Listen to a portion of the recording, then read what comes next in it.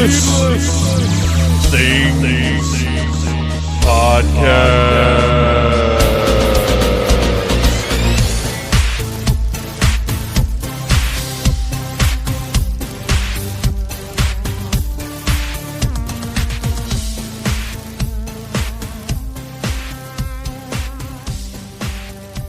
Okay, so this is a weird thing that I wanted to do. You know, we've done a couple of episodes in the past about specific albums. We did one when the New Faith No More album came out. But usually we don't get too in-depth about specific albums of music. Like we talk about artists or whatever. And we'll do a little bit of that today because, as you guys know, I don't really know a thing about Ghost. I heard like some songs. I've seen some videos. I've seen some Instagram posts of live shows. And they never did anything for me. I couldn't get into it. But this new album, Prequelle. Yeah. Prequelle? I call it Prequelle, but the way it's spelled, I don't know. Prequelle who? It's definitely Prequelle. It's definitely Prequelle who. Definitely. But I heard Rats, and I was like, man, that's awesome. I like that. And I saw the video, and he's dancing around and like looking all crazy and awesome. And I was like, dude, what is this? I've never seen anything like this from these guys. Because it's one of those bands where everybody I know thinks they're awesome. And they just never... I didn't. It's like half and half for me. Yeah, for my group, it's like either you really dig it or you like absolutely hate it and don't even listen to it. You just hate it. I never hated it because I felt like they were really, really good at what they did. I just didn't care for what they did. Yeah, it was one of those kind of deals. Because I'm not. Yeah, I mean, you know me. I'm not one of those guys who's like, this sucks. It shouldn't exist. Yeah, like, I'm not that guy. Yeah. And that's what kind of sucks about being a Ghost fan. It's like, well, like anything these days, we'd be like, oh man, this is a cool song, you should check it out. And then people just attack you, like, viciously, like, oh my god, you like Ghost? They're like, like somebody was like, oh, they're the Nickelback of, like... That's ridiculous. Yeah, and I was like... Oh, wait, is this a thing that people say? Yeah. Who said that? Was it Strict Nine? Yeah. But it was funny, because I'm like, dude, you like ICP. He's like, the lyrics are childish. And I'm like, dude, your favorite band is ICP. Like, for some reason, Ghost is very polarizing. Yeah, it's really... I don't know why. It definitely splits people. Like, I think I know why. Because a lot of... It's... You know... They it's the whole, like, everyone will say they're metal. Yeah. And they've never advertised that they're a metal band. And they're not really metal. You know, they're more rock and roll, really. Mm-hmm. And, they got some crunchy songs, but, they're not... I wouldn't say that they're metal. There's some aspects there. Yeah. I think that it's okay for a band not to fall into a genre, though. Like, that's perfectly okay. To be, doing your own thing and not, like, really classifiable as, like, they're going to be shoehorned into this subgenre and, exactly this thing. I think the way that they look, you expect them to come out there and be, like, a black metal band that's, like, like... grunting and screaming and loud thrashy guitars, and I think especially when they first came out, because they looked a lot more grim.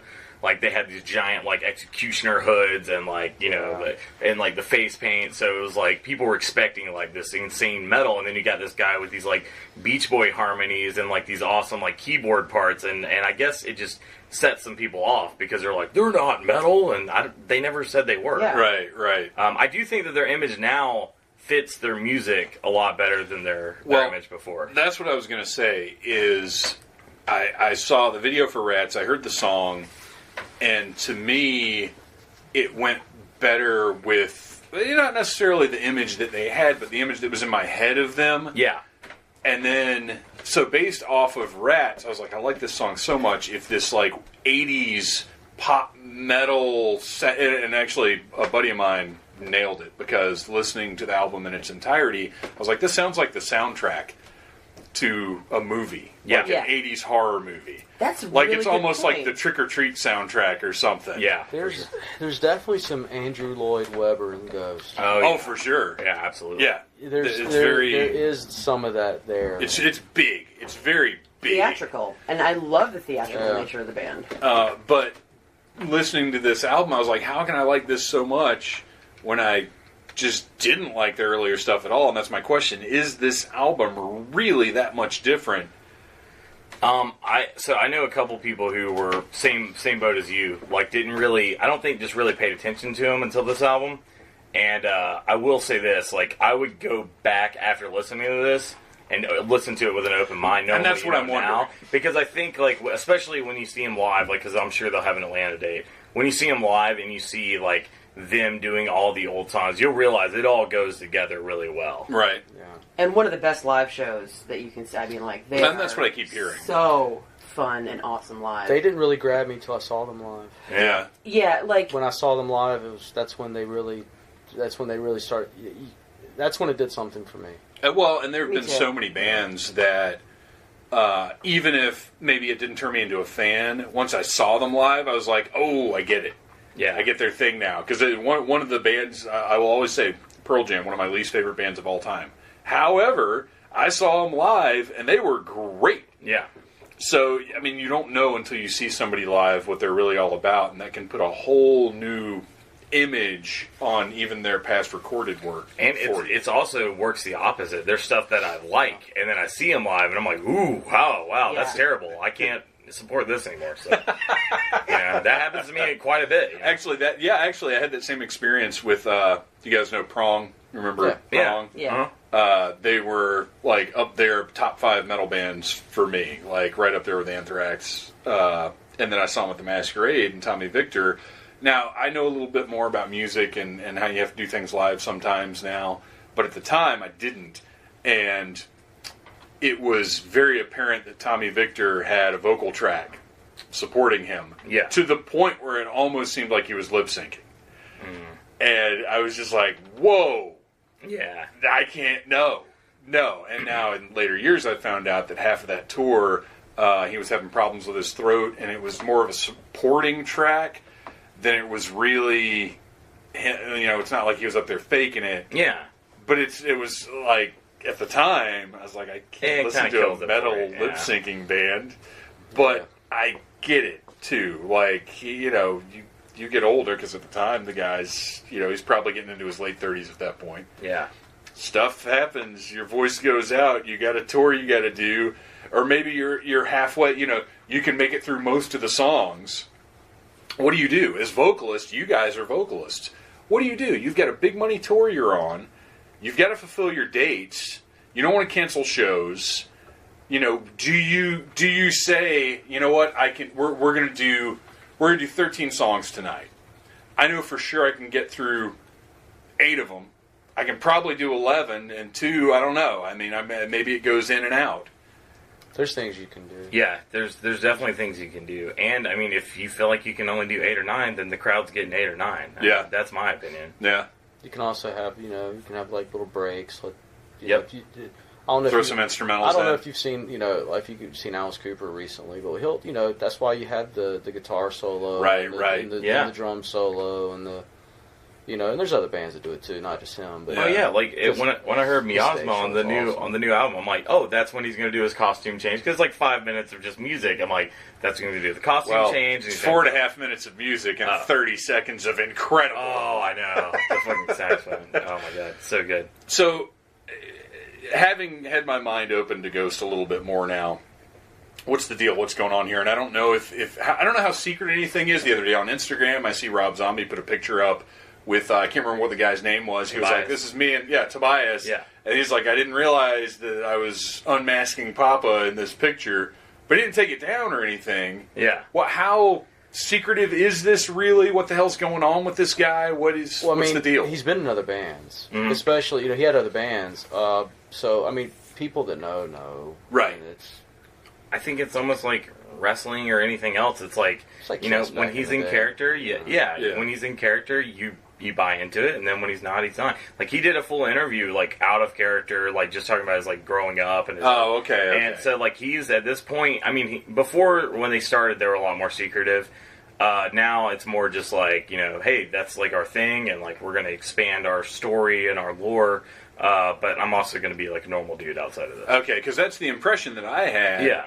Was that there was all this mystery and that they had made up weird stories about, like, the guys, the band having problems with the main guy and like all this other. So that's all just part of the gimmick. That's all part of the gimmick. Yeah. Okay. And what was funny about that is like I remember you hitting me up and you're like, man, I didn't like Ghost before, but their new singer's awesome. And I'm like, that's awesome. You totally buy into the storyline. Yeah. That's what after I saw awesome. Rats. Yeah, I was like, whoever this guy is, he's dancing around and stuff. Awesome. He's great. Yeah, and it's the same guy. Yeah. But, I mean, that's part of the genius of it. And that is awesome. That's tremendous. And I think this new character, Copia, gives him a chance to like be more flamboyant and showy. There's only so much stuff you can do wearing a giant robe and a Pope hat, and now he can show his ass. Well, even the last, that's the last album. He's been transitioning. I mean, that's one of the reasons why he went the way he did, so he could, be more of a front man. Yeah, I like it. I think it's a good move. Personally, I like all the different, it's like, man, to see all the different costume changes. I love all that stuff. Me too. Yeah, I like a good bit of theatricality in my rock and roll. Yeah. The pictures I've seen, he's got quite a few on this tour, so yeah, he'll be changing a lot. He's got like a white outfit and like a cardinal outfit and a black outfit. In 20 years from now, it'll be like it's like Maiden. It's by the end of it, he'll have like I'm sure he'll come out in different songs with that persona and just like they have the different Eddies and stuff like that. Or they're actually one of the only bands like currently that's like a little heavier that could actually see getting to that level, like new bands, because I mean there's not many of those left. Yeah, at least not Because I mean, I think you're right. I think in 20 years, could go see Ghost and like they would still be doing their thing. I think they have staying power for sure. Well, and that's having that gimmick like that and sort of an intentional, because bands change over time. This is another thing I wanted to address, is you've got people who have been Ghost fans for, I don't know necessarily from the start, but for years now, who this new album they're not liking. Yeah. And we all know that feeling of that Metallica post-Black Album, or even Black Album for some people, or Anthrax, John Bush era. Yeah. Like when your band, your guys, change it up too much, and it's tough, man. Yeah. It's hard, and I've seen a lot of that too. And that those guys, I can't have that discussion because until this album, I didn't care. So I have no. I don't have the proper experience to address that, but I get it. Like, I totally understand when your guys change too much for you. Yeah. But I think that this new album opens them up to a larger fan base in general. And I mean, they're going to lose some people on the way, but that's a risk you got to take. I think that's going to happen no matter what. Yeah, exactly. And the alternative is like staying stagnant. And just being the same. And people are just going to kind of get over it and move on if you don't change your things up. So, I think you got to find. They have to do what they want to do as artists. I mean, it works for Slayer, but they really haven't changed. They have been doing the same thing forever. But it's. But people are die hard. But it's Slayer. Slayer's awesome. So. Yeah.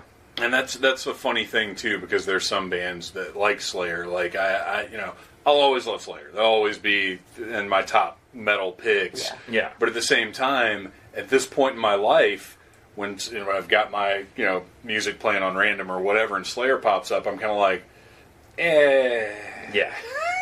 I mean, I love them, but yeah. I mean, like, it's not something I like. I want to listen to like all the time because I've heard it so much. And it's not guitar solo over and over. Yeah, right. I mean, I love Kerry King. Well, not really. He's kind of a dick now. But it's I like the idea of having that intentional change up. Yeah. To the style. Yeah. I like it too. And I think it's going to do wonders for them. I think that they're going to keep gaining new fans. I mean, last time we saw them at the Tabernacle, you couldn't move. Literally, at one point, I went to the bathroom and we tried to go back in. They're like, "You can't come back in." And I'm like, "I have a ticket. Like, I bought a ticket to this place. Yeah. It's not my fault you ever sold it." And I finally snuck back. Oh my gosh. Yeah. They wouldn't let you back in. They wouldn't let me back in at the Tabernacle. Like, they would not let me back in. They're like, "No, like, this section's full. You have to go to the other one." And they were full, and they were full. And I was like, finally, I just, literally just walked in, right past the people, into the sea of people. And then it was like, well, you can't do anything now. Wow. Yeah, shoulder to shoulder. You couldn't, so it was an effort to just turn around. So they got to start playing. They're going to start playing bigger venues. Yeah. And that's Yeah, We didn't go to that show because we saw them open for Iron Maiden in Charlotte the night before. Yeah. And that was pretty awesome. Yeah, but that was. It was weird seeing him in the daylight though. Yeah. Then you got to see that, and then Maiden. Oh yeah. Maiden's always good. Bruce was really on that show, so That's awesome. everybody was on and having a good time. It was That's a good great. show. It's funny seeing the big theatrical rock shows when they're on festivals or in like amphitheaters or whatever. Like seeing Rob Zombie during the daylight was really weird. I was like, this would be like this. I'm having fun. Because a Zombie puts on whatever you think about Rob Zombie, he puts on a fun show. Yeah. And I was like, this is really fun, but I really wish the sun wasn't up. Yeah. It's kind of taken away from the It feels weird. the Super Beast mystique. Yeah. Let's talk specifically for a little bit about the new album. As you're going through it, listening to it, as somebody who's been listening to these guys for a while now,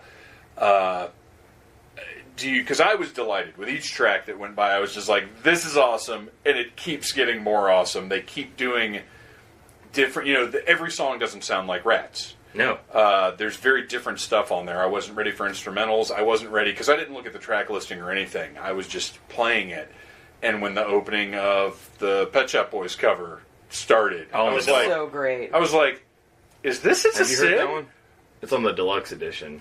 Oh, is it? I It's didn't not realize- part of the no, regular deal? I don't have the deluxe. Yeah, so I was thinking about that because I ended up getting the deluxe, but then I was talking to someone else about that cover, and they're like, "What are you talking about?" So I'm like, I didn't even realize I've that. got just the regular. Oh, okay. Yeah, But it's awesome. They do Yeah. a cover of It's a Sin.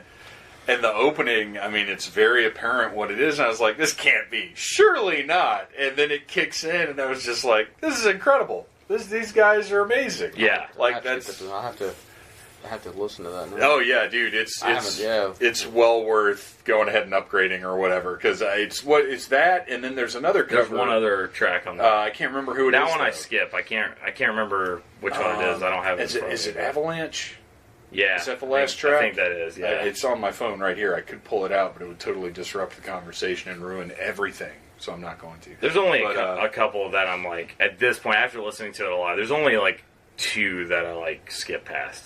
Yeah, there are two on there that are, because like, it's interesting when you're not a standard, like, we're going to make some rock and roll, and you do have something a little more conceptual and theatrical.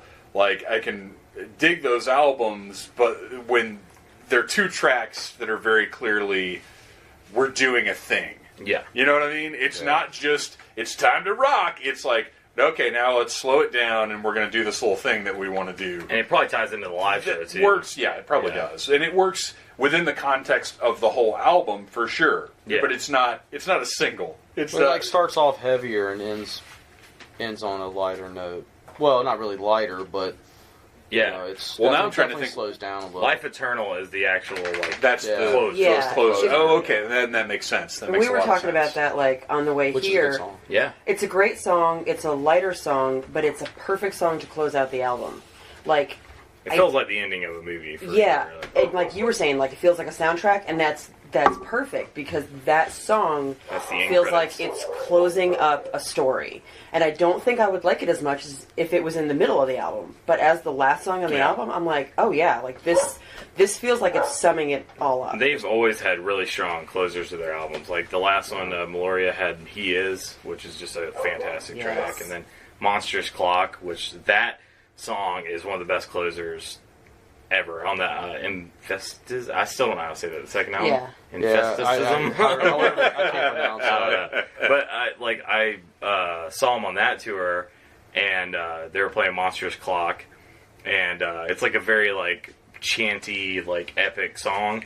And I remember like Papa like looked over at us. I swear, like me and Derek and Cliff were convinced because everyone else was standing up, but like we were I like think we were at that. We were all. That was Yeah. we were all. That was at Center Stage. Center Stage. Yeah, Yeah, we were there. yeah. That's the first time I ever saw them. That was an awesome show. Yeah. And like he like pointed up and like at us and was like, "Rise!" And we all just like stood up and were like singing along, and we're like, "This is the coolest thing ever." And I was like a fan at that point, but I wasn't like a super fan until I saw him live, and I was just like, "Oh my That's god!" what sold me. Yeah. It Me was too. the live show, and it was great. Yeah. Yeah, he turned me on to the band, and I listened to him. I was like, oh, these guys are cool. And then we went to a show, and I was like, I love them so much. How did you get into them? What was... How did you discover these guys? I discovered them when they were like just getting started with the first album, and my friend Bradley was like, it's Opus Eponymous or whatever, but my friend Bradley was like, hey, like, I know you love like King Diamond and like all this kind of like weird theatrical stuff. He's like, you need to listen to Ghost. The first song I heard was Elizabeth, about Elizabeth Bathory, and that one, I was like, dude, this is so awesome, and the imagery is like so cool, and the lyrics, so that hooked me. I was a fan from then on out. It's a good song. Yeah, that's a really good one, and that's the only one. That's what got me started on them. Is the only one. I don't think I've ever seen them play that one live. I haven't. Yeah, I'm pretty sure. I don't think so. Yeah. What about you, Dan? How did you get into these guys? My buddy Dave, Crimson Ghost. Yeah. Oh yeah. Yeah, Scarfman Dave. Scarfman Dave. He was like, can you check these guys out? And that was probably first time I think it was like maybe 2010 or so when I first heard them. You know, and it didn't grab me right away. Mm-hmm. I was like, yeah, this guy's alright, whatever. You know, and then like I said, when I saw them live, though, that really, I was like, okay, it clicks. that was awesome. Yeah. We were going on a road trip somewhere, and I don't remember, but and he started playing them, and I was like, oh, this is, like, I'd heard about him. And I was like, oh, this is cool, yeah, like, I can dig this, and started listening to him, but yeah, like, I don't feel like I became like a, oh my gosh, fan until I really saw them live, and then I was like, I had so much fun. It was such a great show, such great energy, and I was like, I am like a Ghost super fan. I love them, and it immediately became one of my favorite bands, like, at that moment. Yeah. And this new CD, like I like the direction they're going, and I'm wondering if like they're gonna do a follow up a little bit closer together this time. Like I'm wondering like if this is like the prequel or whatever. Like I'm wondering if they're gonna have like him become like the new Papa, because I know there's already been talks about that. And like, so is he technically what is this? Do they give story? Like they actually have Cardinal Copia. Yeah, he's the first one who has not actually been part of the Murtis family line. Yeah. Okay. So basically, they were like, we need some new blood, and like I guess they assassinated the old singer and the cult group or whatever. Okay, what is? You guys may know. Is he really dead? They've been showing his body off at shows. They've been showing his body, but is he going to? I've been wondering if they're going to resurrect. Oh yeah, that's cool. Him or... Yeah, because they've been doing this thing with like tours of the VIP thing where they have the bodies of the other singers. That's what I was talking. Doug Bradley's Instagram. He put up like 30 pictures of the VIP section of the Ghost tour. Which, first of all, I thought it was really cool that Doug Bradley, like, is that much of a fan that he's excited to be putting up all these pictures on Instagram. That's awesome. But yeah, it was all, they're in these big glass cases. Yeah. That's so awesome. Yeah. I haven't seen it in person. Yeah, that just sounds amazing. So they have like mythology and story. Yeah, it's like this. It's basically like it's like the Catholic Church, but like of the devil, basically. Sure. And that's like the whole theme of it's it. wrestling. Yeah. Oh yeah. I mean, it's and that's what's going to give them staying power over time. It's the story. Yeah. They're doing more with it because like with this album they released those videos leading up to it and introduced Copia, and it's almost even like a concept album.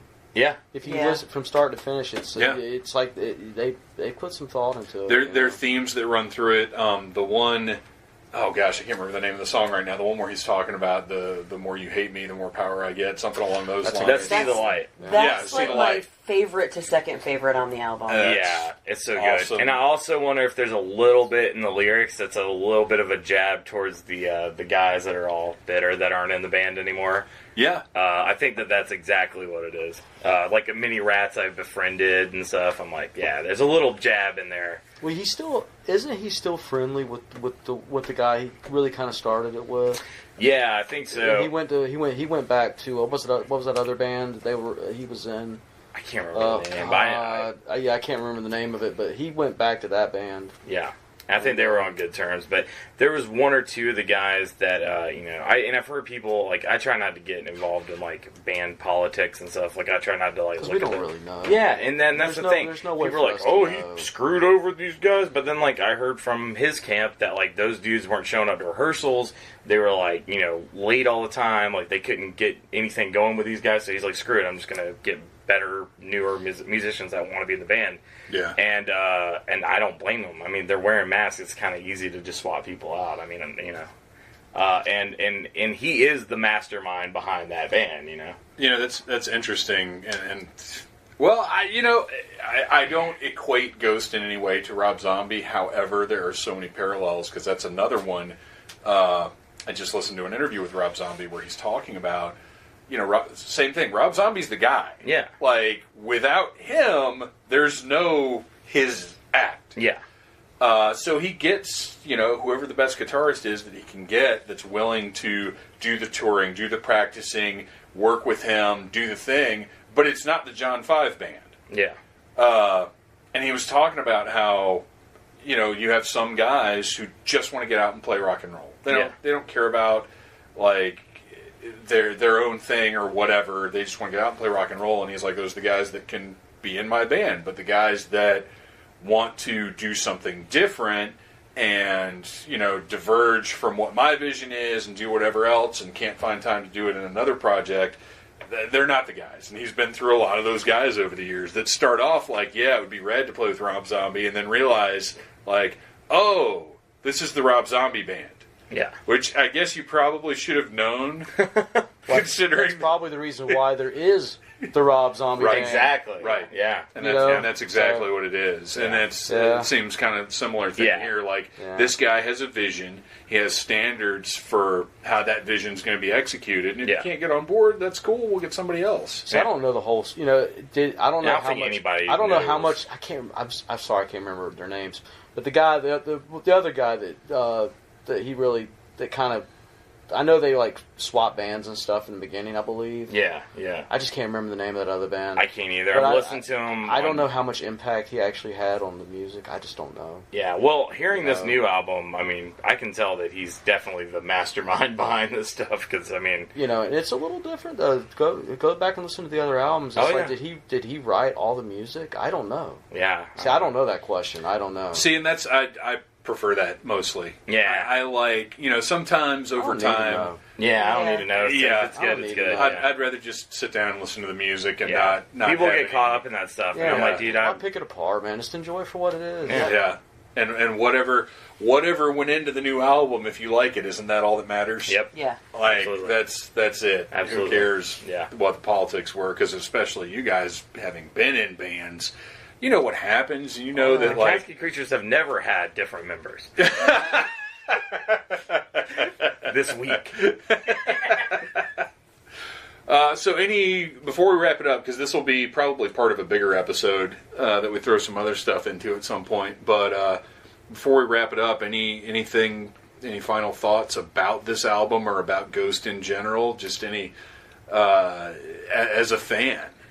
I think that Faith is my favorite Ghost song right now. Like, I think it's one of the most hard-hitting songs on the album. I think it's incredible, and the little beginning part with the little dee-dee-dee-dee-dee-dee, like, it's just so badass. The little heavy metal. Yeah. Lead there. Yeah. Well, that almost sounds like if they made a new Castlevania game. Yeah. That could be like the opening of a boss battle or something. I can totally see that. Yeah, with the shredding guitars and yeah. My favorite on the album right now is Dance Macabre. That's a good one. And the fact that dance is spelled D-A-N-C-E. Yes. It's just so, like, to me, that sums up the whole album. Yeah. Dance Macabre. Like, it just... Would you? Like when he dance with you or whatever. Oh, yeah. I just want to be with you in the moonlight. Be with you. I very much thought that he wanted to be with you. Yeah. But he just was saying it like, with you. And then I was like, I'm an idiot. That's it. I thought the same thing until Ryan told me that Derek had pointed it out to him. But I seriously, I was like, it's so weird because he has a very specific way of speaking, singing, whatever. Yeah. He enunciates very, very specifically. Yeah. And for that one, I was like, it's so weird that he's saying, I want to be with you. It's so out of character. And now it makes total sense. And now he's saying, bewitch you. Yeah. And I was like, oh. As soon as he told me that, I was like, oh my god, I am such a moron. Hey, baby, I want to be with you. Also, another moron moment. What is it? See the Light, when he's like, drink me, eat me. Yeah. That's a great song. Yeah. And I am an idiot. For some reason, I got it into my head that this was a story about Alice in Wonderland. But that's fair. And then, I listened to it like 10 times, and then all of a sudden, like, it clicked. I was like, it's communion. He's talking about communion. Yeah. What is wrong with me? But I don't know if it's because I don't have a religious background, but I was like, duh. But, I mean, that's, to be fair, that's what that reference is in Alice in Wonderland. So, I mean, you know. So I was kind of inadvertently right, even though I didn't mean to be. Yeah. No, that's totally understandable. Yeah. That's awesome. Sometimes I'm an airhead. Sometimes there's not a right or wrong when it comes to it's whatever you get out of it. Exactly, and you know, people are always worried about what does this mean, what does that mean, but it's about what it means to you because you're the one that's taking it in. I'm not ever too worried about it at all. No, it's really not. But I also really, really dig Witch Image. Like, I love that song, and like it has one of the most epic choruses. Like when that kicks in, you're like, oh my god. And just overall, like I think the keys are awesome on it, like all the synth stuff. Like they obviously went really 80s, which everything's doing 80s right now. But I dig it. Like I think that it's working out really good. It's a good sound for them. But they did it in a different way because it's not the straight up like synthwave stuff that so many people are doing. No, it's like Miasma feels like a montage in like an 80s movie where like people be doing cool shit, training for some big event or something. Yeah. The album to me feels like almost a rock opera. Like it feels like it's telling a story. Yeah, I feel like there's a story embedded in there. There's at least a loose concept. Yeah. It feels like a beginning, middle, and end of the story. I mean, it basically starts off with the apocalypse. Yeah. And by the end, you know, you've got a savior. It almost is a little bit like The Stand. I would have to sit down and really look at, like, think about the lyrics and everything. But it's almost a similar situation to that a little bit. Yeah, there's a lot of like plague and famine and like apocalypse stuff in there, like, and especially in the beginning. With rats. And, But just the whole imagery too, you know. You know, him on the white horse. Just a whole lot of. God, that video is so on the white horse with the girls dancing. Yeah. Oh man, it's so good. I don't know like who came up with the concept for that video, but it was just so genius. I was like, dude, this is so good. Like, I think he had the imagery probably from the get go. Yeah, where he wanted to go with that. Well, this speaking of imagery, this mask. That's the new character. But it's such a specific thing, but so odd. Like Well, if you watch any of their stuff on YouTube, because I remember when they have when the name of schools have like their old costumes on. Yeah, and he's got that kind of creepy mask. The bald, where he was bald. It's very similar. If you haven't noticed that, the mask is very similar. Well, I think the new mask. Yeah, he must have some awesome like mask company. That I'm like, it makes you wonder. It's like, is it the same mask? Did he just doctor it up? I don't know. What he's talking about is there was a unplug. Was it the unplugged thing? Yeah. Yeah, they did an unplugged thing on the second album run, and basically it was like, oh, this is me without my makeup, my stage makeup, but he's just wearing a mask of a different dude. Oh, okay. His lips don't move very well. Yeah. See, well, that's what's funny is the first few times I watched Rats, I was watching it on my phone. Yeah. And I thought he just had makeup on and like a little fake mustache or something. Yeah.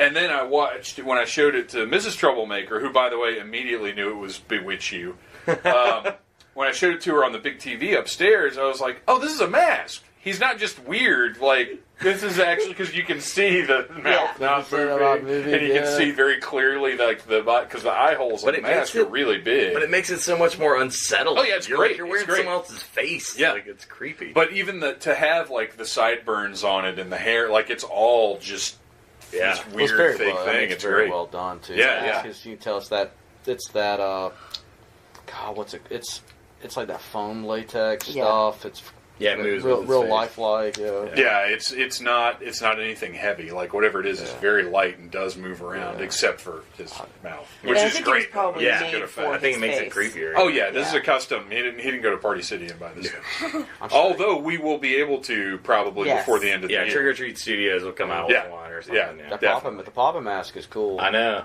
Yeah. The lights in the eyes. lights in the eye. Yeah. Oh, nice.